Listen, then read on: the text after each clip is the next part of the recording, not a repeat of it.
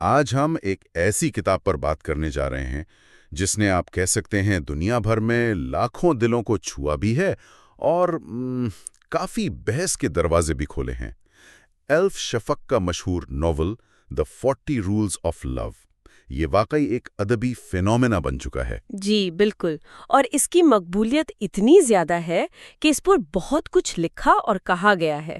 ہمارے پاس جو مواد ہے آج وہ بھی کافی متنوع ہے۔ اچھا، کس قسم کا مواد ہے؟ دیکھیں، ایک طرف تو باقاعدہ علمی جریدوں میں چھپنے والے تنقیدی جائزے ہیں۔ ان میں سے ایک خاص طور پر ناول کے اندر جو ساختیاتی تضادات ہیں نا، اسٹرکچرل بائنری اپوزیشنز، ان پر بات کرتا ہے۔ وہ ایک الگ ہی زاویہ ہے۔ دلچسپ۔ جی، اور دوسری طرف خود مصنفہ کے انٹرویوز بھی ہیں، پھر قارئین کے آپ کہہ لیں گرما گرم آن لائن مباحثے جیسے ریڈٹ فورمز پر ملتے ہیں۔ ہاں، وہ تو ہوتے ہی ہیں۔ جی، اور مختلف ویب سائٹس پر کتاب کے جائزے، ویکیپیڈیا جیسے معلوماتی ذرائع، اور پھر ناول کے جو بنیادی موضوعات ہیں ان پر تجزیاتی مضامین بھی ہیں۔ تو مطلب یہ کہ ہمارے پاس ایک مکمل تصویر بنانے کے لیے کافی کچھ ہے۔ آج ہمارا مقصد یہی ہے کہ ان سب ذرائع سے جو اہم نکات ہیں، جو گہری باتیں ہیں اور جو متضاد آراء بھی ہیں، وہ سامنے لائیں۔ بالکل۔ ہم یہ سمجھنے کی کوشش کریں گے کہ بھئی یہ کہانی کیا ہے، اس کے مرکزی خیالات کیا ہیں، اسے اتنی پذیرائی کیوں ملی، اور وہ کون سے پہلو ہیں جن پر شدید تنقید بھی ہوتی ہے۔ تو آئیے اس ناول کی دنیا میں ذرا گہرائی میں اترتے ہیں۔ ضرور۔ اچھا، کہانی کی ساخت ہی اپنے آپ میں کافی منفرد ہے۔ یہ بے وقت دو مختلف زمانوں میں چلتی ہے۔ ہاں، یہ جو متوازی کہانیاں ہیں یہی اسے خاص بناتی ہیں۔ ایک طرف 13ویں صدی کا کونیا ہے، وہاں عظیم صوفی شاعر مولانا جلال الدین رومی ہیں۔ ان کی زندگی میں ایک وہ پراسرار خانہ بدوش درویش شمس تبریزی آتے ہیں اور ان کی دنیا بالکل بدل دیتے ہیں۔ جی، اور دوسری طرف ہماری آج کی دنیا ہے 21ویں صدی کی۔ ایک امریکن خاتون ہے، ایلا رابنسٹین، بوسٹن کے قریب رہتی ہیں۔ اپنی شادی شدہ زندگی سے ناخوش، زندگی بے معنی لگ رہی ہے، محبت کی کمی محسوس کرتی ہیں، اور ان کی زندگی میں ہلچل مچتی ہے جب وہ ایک لٹریری ایجنسی کے لیے وہ پارٹ ٹائم کام کرتے ہوئے ایک مسودہ پڑھتی ہیں۔ ہاں، سویٹ بلاسفمی نامی مسودہ۔ لکھنے والے ہیں عزیز زارا، جو خود بھی ایک طرح کے کہہ لیں جدید صوفی ہیں، اور یہیں سے سارا معاملہ شروع ہوتا ہے۔ جی بالکل۔ ایلا جیسے جیسے رومی اور شمس کی کہانی پڑھتی ہے، وہ نہ صرف ان کے رشتے کی گہرائی سے متاثر ہوتی ہے، بلکہ وہ خود بھی عزیز کے ساتھ وہ ای میل کے ذریعے رابطے میں آ جاتی ہے اور اپنی زندگی کے بند دروازے کھولنے لگتی ہے۔ یہ کہانی کے اندر کہانی والی بات ہے نا؟ بالکل۔ اور یہ جو ناول کے اندر ناول ہے سویٹ بلاسفمی، اس کی ساخت بھی بڑی علامتی ہے۔ اسے قدرت کے 5 عناصر میں تقسیم کیا گیا ہے: پانی، ہوا، زمین، آگ، اور پھر آخر میں خلا یا عدم، وائڈ۔ اچھا، یہ تقسیم کیوں؟ یہ کہانی کے بہاؤ اور جو کردار ہے نا، ان کی روحانی ترقی کی عکاسی کرتی ہے ایک طرح سے۔ اور ایک اور بہت ہی دلچسپ بات تھی کہ ہر باب کا عنوان حرف بے سے شروع ہوتا ہے۔ یہ مجھے بڑا عجیب لگا تھا۔ اس کے پیچھے کیا فلسفہ ہے؟ جی، ناول میں اس کی وضاحت صوفیانہ روایت سے جوڑی گئی ہے۔ کہا جاتا ہے کہ قرآن کا سارا علم سورۃ الفاتحہ میں ہے، اور فاتحہ کا نچوڑ بسم اللہ الرحمن الرحیم میں ہے۔ ٹھیک۔ بسم اللہ کا پہلا حرف بے ہے، اور صوفیہ کے نزدیک وہ جو بے کے نیچے نقطہ ہے نا، وہی مرکز ہے جو پوری کائنات کو اپنے اندر سموئے ہوئے ہے، کائنات کی وحدت کی علامت۔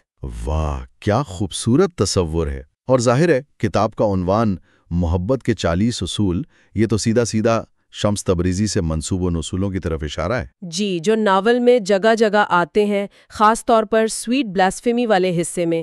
یہ اصول کہانی کا اہم حصہ ہیں۔ تو اب آتے ہیں مرکزی موضوعات پر۔ محبت تو صاف ظاہر ہے، سر فہرست ہے، لیکن یہ صرف رومانوی محبت تو نہیں ہے نا؟ نہیں، بالکل نہیں۔ یہاں محبت کے کئی رنگ ہیں۔ ایک تو ایلا کی اپنی ادھوری زندگی میں محبت کی تلاش ہے۔ جی۔ پھر رومی کی علمی زندگی کا عشق الہی میں بدل جانا شمس کی صحبت میں آ کر، اور پھر خود شمس کے بیان کردہ محبت کے وہ 40 اصول ہیں جو زندگی، خدا اور کائنات سے جڑنے کی بات کرتے ہیں۔ ایک اقتباس ہے جو مجھے بہت پسند آیا۔ وہ اس خیال کو بڑا اچھا بیان کرتا ہے۔ ہر سچی محبت اور دوستی غیر متوقع تبدیلی کی کہانی ہے۔ اگر ہم محبت کرنے سے پہلے اور بعد میں ایک ہی شخص ہیں تو اس کا مطلب ہے کہ ہم نے کافی محبت نہیں کی۔ یہ بڑھ کر بندہ سوچتا ہے کہ کیا میری زندگی میں ایسی تبدیلی آئی ہے؟ یہ اہم نکتہ ہے۔ اور ناول تصوف کو صرف ایک فلسفہ نہیں بلکہ ایک عملی زندگی گزارنے کے طریقے کے طور پر پیش کرتا ہے۔ شمس، وہ جو گھومنے پھرنے والے قلندر ہیں، وہ رومی جیسے بڑے عالم اور مفتی کو ظاہری علم سے ہٹا کر باطنی عشق کی راہ دکھاتے ہیں۔ اچھا۔ نفس کو مارنا، دنیاوی شان و شوکت سے بے نیاز ہونا، خدا سے براہ راست ذاتی تعلق قائم کرنا، یہ ساری صوفیانہ تعلیمات کہانی میں شامل ہیں۔ اور اسی سے جڑا ہوا وہ خود شناسی اور خود کو قبول کرنے کا سفر بھی ہے۔ ایلا کا کردار اس کی بہترین مثال ہے میرے خیال میں۔ جی بالکل، وہ سماجی توقعات اور اپنی بنائی ہوئی محفوظ لیکن شاید بے جان دنیا سے باہر نکل کر اپنی اصل خواہشات اور اپنی ذات کو پہچانتی ہے۔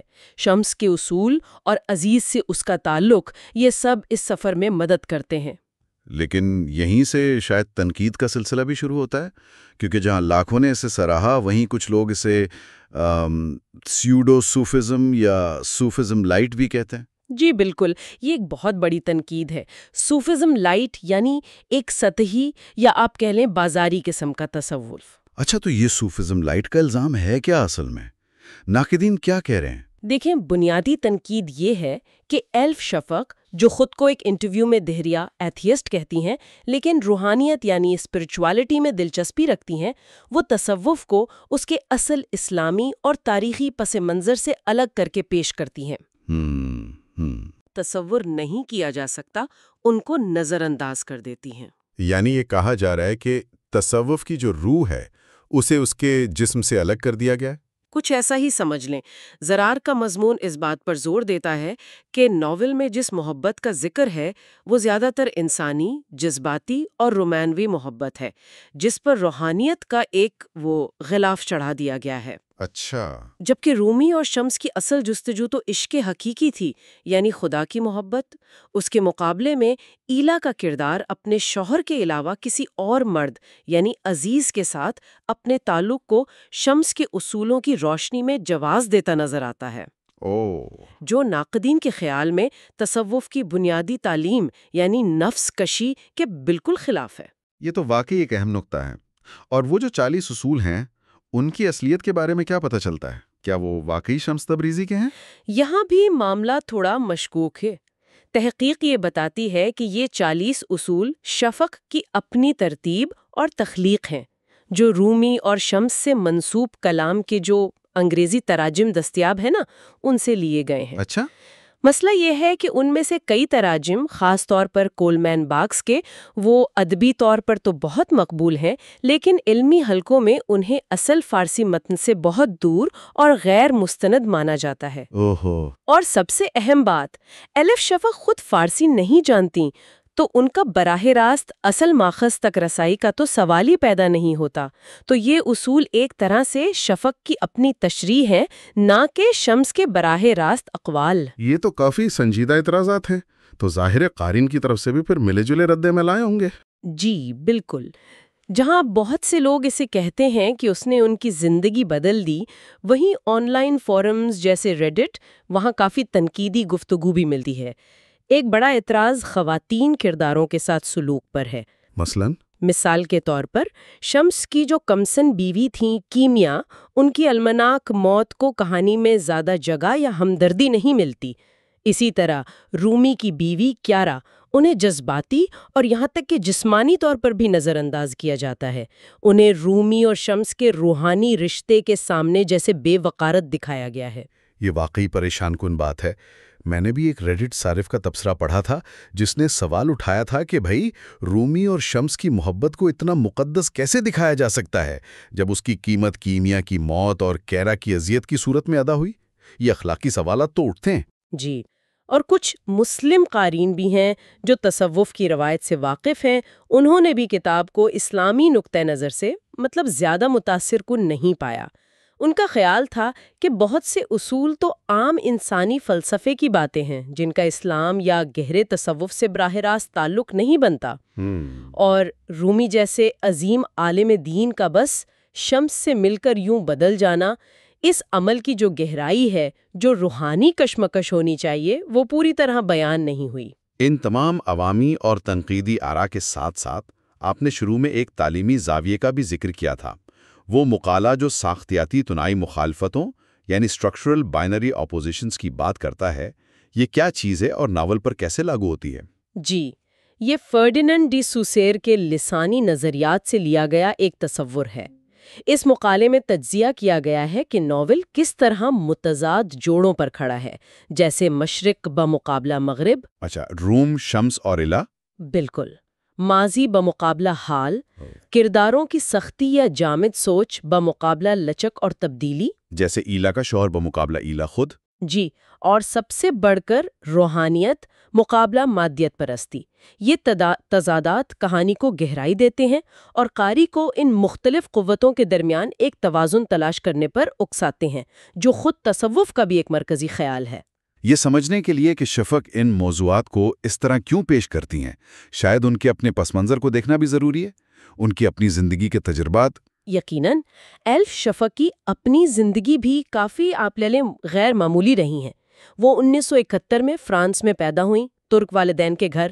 والد فلسفہ کے طالب علم تھے، والدہ بعد میں سفارتکار بن گئیں۔ اچھا۔ والدین کی علیحدگی کے بعد ان کی پرورش ان کی والدہ اور نانی نے کی، جو خود بھی پڑھی لکھی اور مضبوط خواتین تھیں۔ والدہ کی ملازمت کی وجہ سے ان کا بچپن مختلف ملکوں میں گزرا، اسپین، اردن، جرمنی، پھر ترکی۔ یہ جو کثیر الثقافتی تجربہ ہے نا، یہ ان کی تحریروں میں صاف نظر آتا ہے۔ اور ان کی تعلیم بھی کافی دلچسپ ہے۔ پہلے بین الاقوامی تعلقات پڑھا، پھر ترکی میں خواتین کے مطالعے ویمن سٹڈیز کا پہلا کورس کیا، اور پھر مردانگی ماسکولینٹی کے تصور پر پی ایچ ڈی کی۔ جی، یہ پس منظر خاص طور پر صنفی سیاست اور خاتون کے حقوق میں ان کی دلچسپی ان کے کام پر گہرا اثر ڈالتا ہے۔ وہ اب تو لندن میں رہتی ہیں، لیکن ترکی میں ان کا نام اکثر تنازعات میں رہا ہے نا؟ جی بالکل، خاص طور پر ان کا ناول تھا دی بیسٹرڈ آف استنبول، اس پر بہت ہنگامہ ہوا تھا، جس میں آرمینیائی نسل کشی کا ذکر تھا۔ ان پر باقاعدہ ترکیت کی توہین کا مقدمہ چلایا گیا، جو بعد میں ثبوت نہ ہونے کی وجہ سے خارج ہو گیا۔ وہ خود کہتی ہیں کہ ترکی میں مصنف ہونا بے وقت محبت اور نفرت دونوں کا سامنا کرنا ہے، آپ اس کے عادی ہو جاتے ہیں۔ انہوں نے ایک بار کہا تھا کہ میرے پاس غیر سیاسی ہونے کی عیاشی نہیں ہے، I don't have the luxury of being apolitical۔ یہ ان کے موقف کو واضح کرتا ہے۔ وہ ترکی کے صدر اردوغان کی خواتین اور مردوں کی عدم مساوات سے متعلق بیانات پر بھی تنقید کر چکی ہیں۔ تو ان کا ایک واضح سیاسی اور سماجی موقف ہے۔ جی، اور وہ کہتی ہیں کہ مسلم دنیا کو صرف خواتین کے حقوق کے تنگ نظریے سے دیکھنا غلط ہے۔ انسانی حقوق، اظہار رائے کی آزادی، میڈیا کی آزادی، ان کے بغیر خواتین کے حقوق کا کوئی مطلب نہیں۔ انہوں نے ان آمروں پر بھی تنقید کی ہے جو بظاہر خواتین کے لیے کچھ اصلاحات تو کرتے ہیں مگر بنیادی آزادیاں چھین لیتے ہیں۔ تو یہ سارا پس منظر، ان کے ذاتی تجربات، نظریات اور ان سے جڑے تنازعات، یہ سب مل کر وہ کینوس بناتے ہیں جس پر دی 40 رولز آف لو جیسی کتاب لکھی گئی۔ اور اتنی ساری تنقید کے باوجود اس کی مقبولیت تو ناقابل یقین ہے۔ قطعی طور پر نہیں، یہ ایک عالمی بیسٹ سیلر ہے۔ اسے فرانس میں ایک اہم ادبی ایوارڈ پریکس الیف ملا۔ 2012 میں اسے معتبر بین الاقوامی IMPS ڈبلن ادبی ایوارڈ کے لیے نامزد کیا گیا۔ یہ کوئی چھوٹی کامیابیاں نہیں ہیں۔ اور 2019 میں BBC نیوز نے تو اسے اپنی صدی کی 100 سب سے زیادہ با اثر کتابوں کی فہرست میں شامل کیا، خاص طور پر محبت، جنس اور رومانس کے زمرے میں۔ اس سے اندازہ ہوتا ہے کہ ثقافتی سطح پر اس کتاب کا اثر کتنا گہرا ہے۔ جی۔ اور ایک اہم بات یہ بھی ہے کہ بھلے علمی اور مذہبی حلقے اس میں پیش کردہ تصوف کو کتنا ہی سطحی یا غیر مستند کہیں، حقیقت یہ ہے کہ اس کتاب نے لاکھوں لوگوں کو خاص طور پر مغرب میں پہلی بار رومی اور تصوف کی دنیا سے متعارف کرایا ہے۔ ہاں، یہ بات تو ہے۔ یہ بہت سے لوگوں کے لیے اس سفر کا ایک نقطہ آغاز بنی۔ تو اگر ہم آج کی گفتگو کو سمیٹیں، دی 40 رولز آف لو ایک بہت پیچیدہ، کثیر الجہاتی ناول ہے۔ یہ محبت، روحانیت، خود شناسی، مشرق و مغرب کے تصادم جیسے بڑے سوالات اٹھاتا ہے۔ یہ بے وقت لاکھوں کو محصور کرتا ہے اور سنجیدہ علمی اور مذہبی بحثوں کو جنم بھی دیتا ہے۔